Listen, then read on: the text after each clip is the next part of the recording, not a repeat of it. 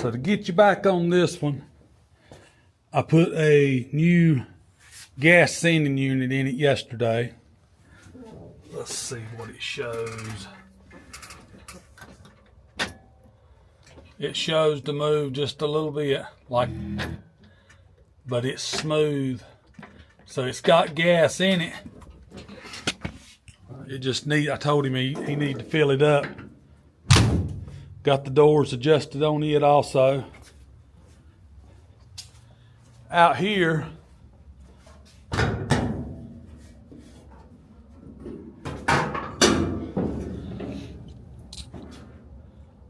in the last video, the generator was going bad, or the generator went bad. So he went today and picked up a 1-wire alternator and brought by some brackets that he had, and we are in the middle of getting it fixed.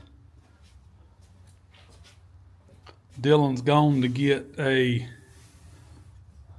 new belt, and then we'll get all this straightened up. So y'all stay tuned. We'll get it wired in up there. By the online, you got your 1 wire that runs to the top. You unhook these 2, so that takes them out of series. And then these right here, you can cut them out of the harness, or you can leave them and just tape them up.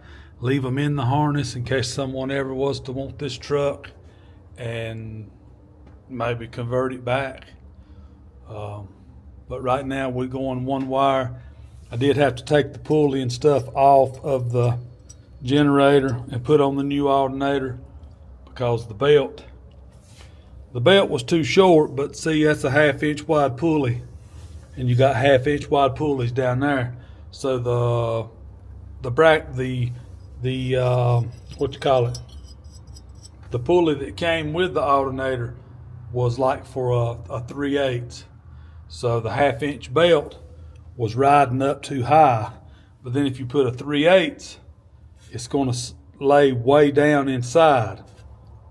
So Dylan's going to get a new belt, and we should be able to get this, maybe get this one back up and charging.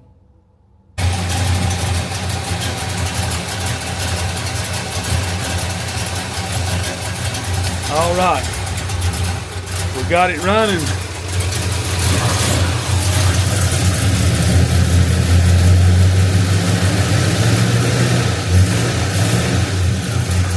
It's charging.